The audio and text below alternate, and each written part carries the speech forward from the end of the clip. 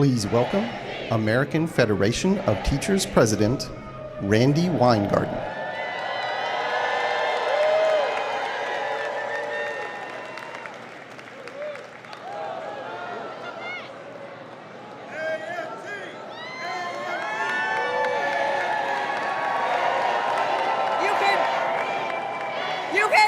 You can tell I'm excited because I don't think I have ever tripped up those stairs. So are you excited? Are you ready to elect the next President of the United States? So, 4 years ago, the AFT made a great choice. We supported Joe Biden and Kamala Harris as the leaders best prepared to lead our country out of crisis and to a brighter future. They have created the strongest economic recovery in our lifetimes. They've restored integrity to the White House. This is the most pro-labor, pro-worker, pro-family, pro-public education administration in our history.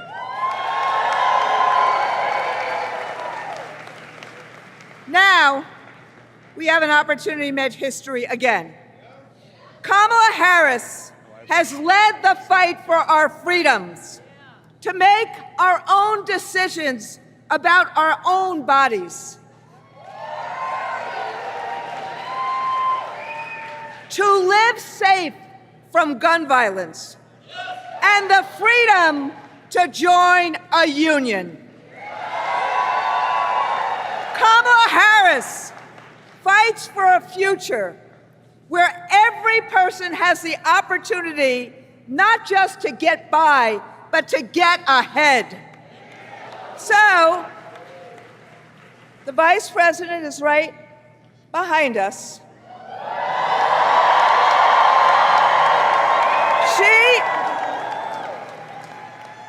I told her earlier that her entry into the race has electrified this race and has electrified this hall. So, my friends, we all know there's a lot of teachers in this hall, so we all know a lot about assignments. So, my friends, my siblings, do you understand our assignment? Are we going to go full throttle through November 5th? Are we going to shatter every record for voter turnout? And are we going to elect Kamala Harris as the next President of the United States? So, let me introduce one of our own members, Brittany Shoup, you do that, who's going to introduce the Vice President.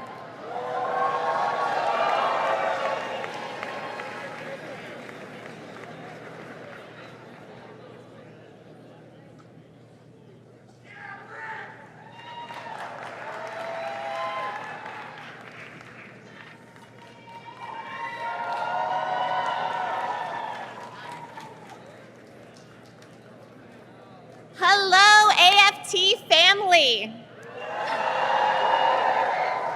My name is Brittany Shoup. I'm a proud member of the Pittsburgh Federation of Teachers, Local 400. Now, I've only had 3 pinch me, I don't believe this is real moments in my life. One, when I was hired as a special education teacher in the Pittsburgh Public Schools, which has been my dream since I was a 3rd grader in the Pittsburgh Public Schools. 2, when my sweet, loving husband proposed on Christmas morning. And 3, these last 36 hours, when I found out I was going to introduce Vice President Harris. As a special special education teacher, I had heard about the Public Service Loan Forgiveness Program. Unfortunately, what I had heard was that during the last administration, most people who applied for it didn't get it. The Biden-Harris administration fixed PSLF and made the process easy. So I applied and later had my student loans forgiven. This is a huge weight off my shoulders, and now I help my fellow teachers get the debt forgiveness they deserve. Vice President Harris fights for us. And as president, she will fight for a better life for all Americans. And now it is my honor to introduce the first woman to be elected Vice President of the United States, Kamala Harris.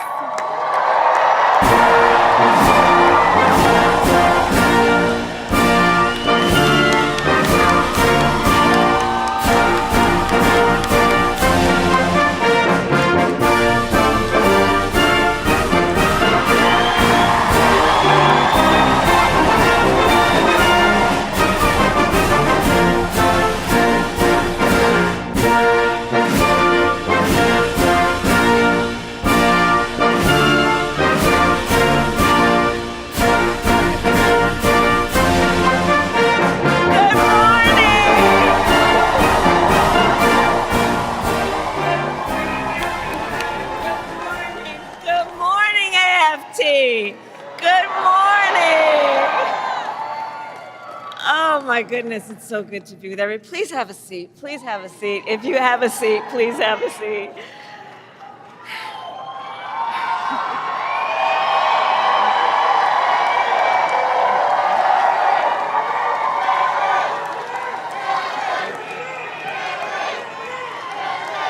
It is good to be in the House of Labor.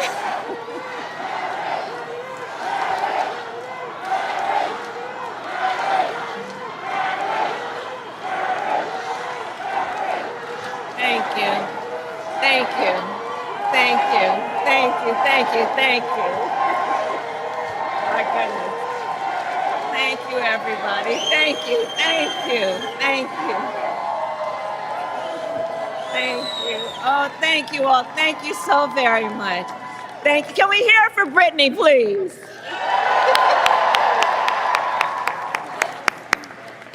Oh, thank you all. It's so wonderful to be back with everyone here. Thank you. That means so much more than I can say.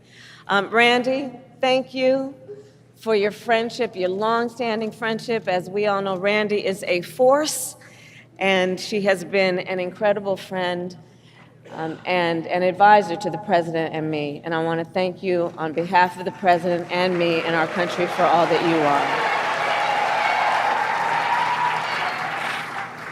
And I want to begin by saying a few words about our President Joe Biden. You know, right? Yeah. So last night, our president addressed the nation, and he showed once again what true leadership looks like. He really did. His words were poignant. You know, I'll speak in a moment about the importance of reminding people of history, teaching America's true history. He thinks and talks about his work and our country, understanding what it means in terms of what we do now and how that will impact the future. He thinks about our history in the context of the importance of the work we do now. And over the past 3.5 years, and over his entire career, Joe has led with grace and strength and bold vision and deep compassion. And as he said, that's right. And as he said, in the next 6 months, he will continue to fight for the American people. And I know we are all deeply, deeply grateful for his continued service to our nation. Thank you. Thank you. And to the members of AFT, I thank you for your service to our nation.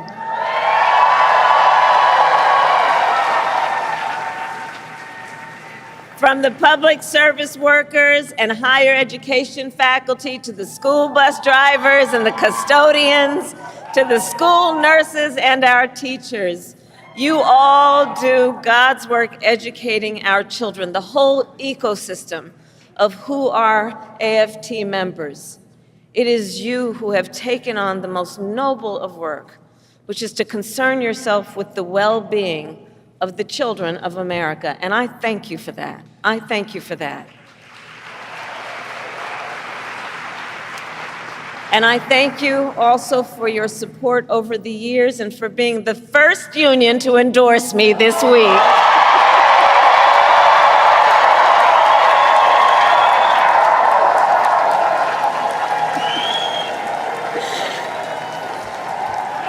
Thank you. I thank you. I thank you. And as you may know, I am a proud product of public education. Many of you know that my first grade teacher, Mrs. Frances Wilson, God rest her soul, taught me and educated me and encouraged me and inspired me. And years later, when I walked across the stage to receive my law school diploma, Mrs. Frances Wilson was in the audience.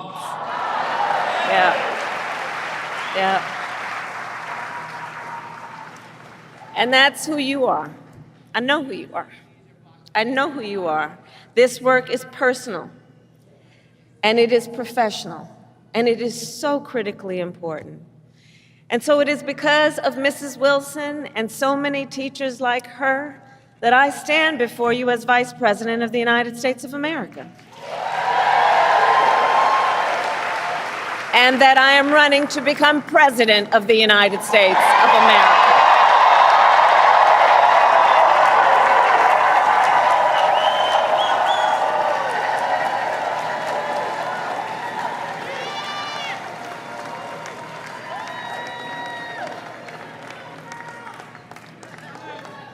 And what I know firsthand is that our teachers and all those who are here, all the members of AFT, I know that by nature, you are visionaries. You are focused on the future. The work you do is about a focus on the future. You see the potential in every child. You foster it, you encourage it, and in so doing, you shape the future of our nation, which is why I say we need you so desperately right now. Today, we face a choice between two very different visions for our nation. One focused on the future, and the other focused on the past. And we are fighting for the future.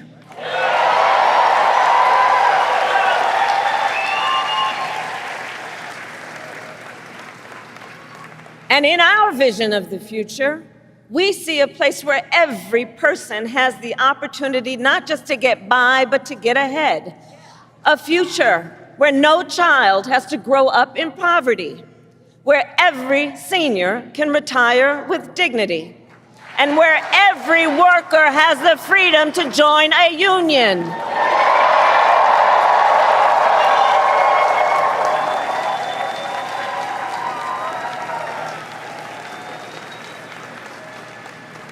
We see a future with affordable health care, affordable child care, and paid leave, not for some, but for all.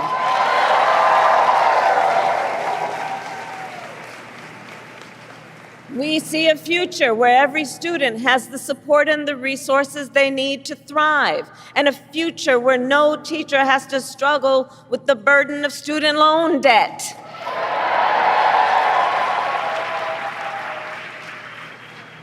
So as an example, our administration has forgiven student loan debt for nearly 5 million Americans, and twice as much for our public servants, including our teachers. Teachers like Tanya Cabeza, who I met recently in Philadelphia. Tanya was first in her family to go to college, and she had been, like many, paying off her student loans for 20 years. And she told me, she was like, look, I at many times wondered, would I have to leave this profession I love to just be able to pay my bills? But I did it, I didn't leave, because I love what I do and I understand the importance. But making decisions then about what she could afford in terms of her daily obligations and dealing with these loans. And after 20 years, she still owed $40,000 in student loans. And we forgave it all.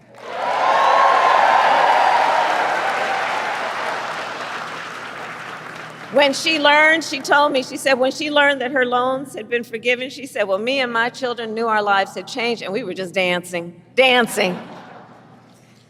So there we go. But we are clear-eyed as we work to build a brighter future and to move our nation forward. There are those who are really trying to take us backward. And you, I'm sure, have seen their agenda, Project 2025. Randy, can you believe they put that thing in writing? 900 pages in writing. So Project 2025 is a plan to return America to a dark past. Donald Trump and his extreme allies want to take our nation back to failed trickle-down economic policies, back to union busting, back to tax breaks for billionaires. Donald Trump and his allies want to cut Medicare and Social Security, to stop student loan forgiveness for teachers and other public servants. And I say to AFT, they even want to eliminate the Department of Education and end Head Start, which of course would take away preschool from hundreds of thousands of our children. He intends to give tax breaks to billionaires and big corporations and make working families foot the bill. And he intends to end the Affordable Care Act. Now think about that, to take us back to a time when insurance companies had the power to deny people with pre-existing conditions. Remember what that was like?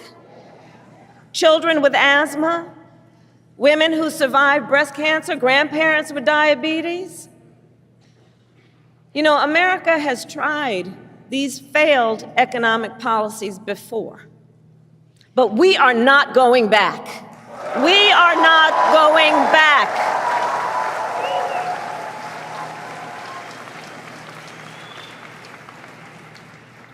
No, we will move forward.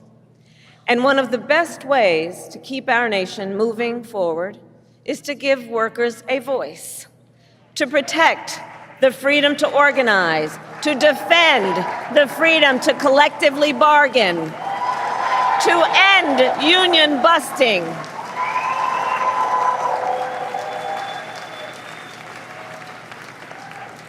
As head of the White House Labor Task Force, I have led our work to eliminate barriers to organizing in both public and private sectors, including for teachers. But there is more that we must do. President Joe Biden and I promised to sign the PRO Act into law, and I promise you I will keep that promise.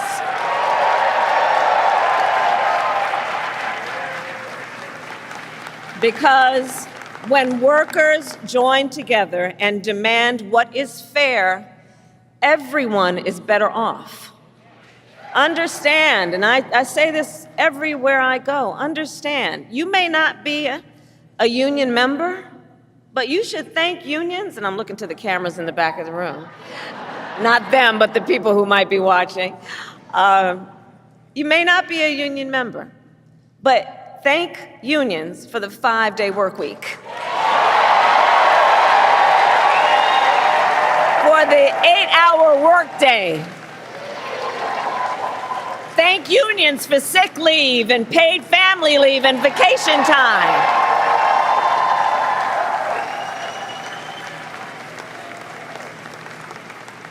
Because the fact is, unions helped build America's middle class. And when unions are strong, America is strong.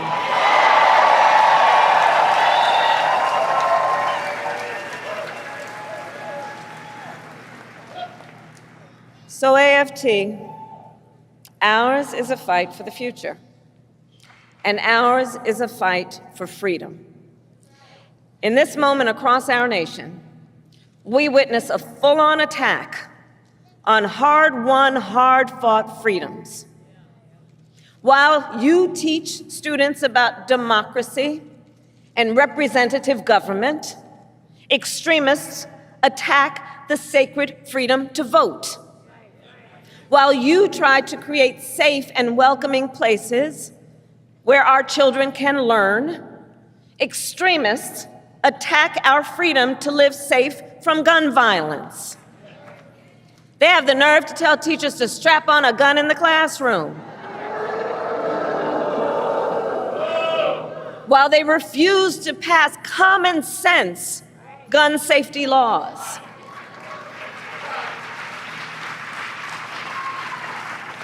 And while you teach students about our nation's past, these extremists attack the freedom to learn and acknowledge our nation's true and full history, including book bans. Book bans in this year of our Lord 2024. And on these last two issues, just think about it. So we want to ban assault weapons, and they want to ban books. Can you imagine?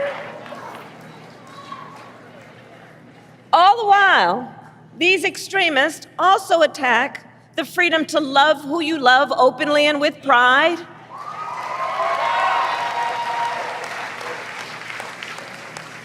They pass so-called don't say gay laws. Now I have to tell you, so many of you may know, in 2004, on Valentine's Day weekend, I was one of the first elected officials in the country to perform same-sex marriages.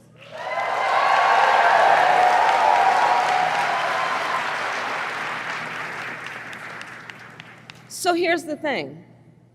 It pains me so to think 20 years later that there are some young teachers in their 20s who are afraid to put up a photograph of themselves and their partner for fear they could lose their job. And what is their job? The most noble of work, teaching other people's children. And God knows we don't pay you enough as it is.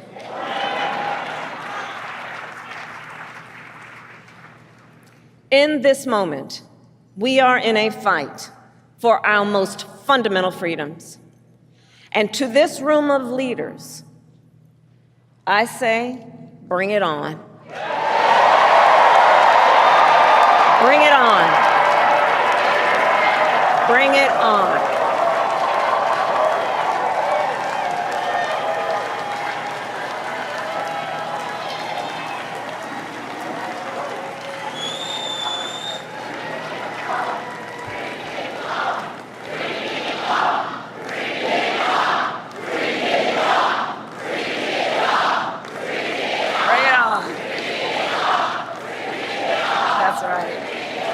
Because here's the thing. We believe in our country. We believe in its promise of freedom.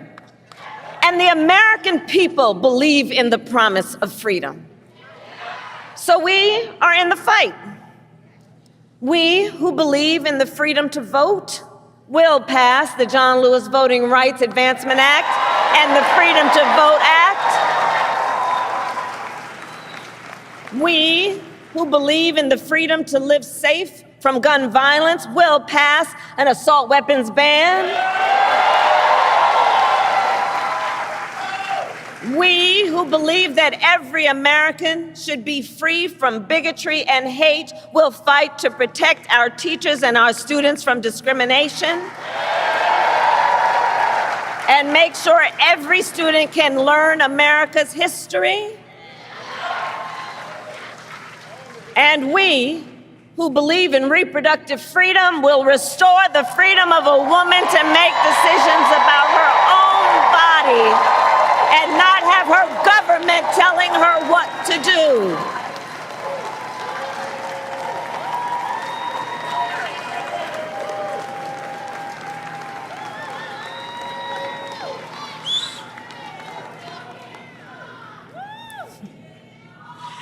So AFT, that's right, bring it on. So ultimately, in this moment, I know we all know, we each in our country face a question. That question being, what kind of country do we want to live in?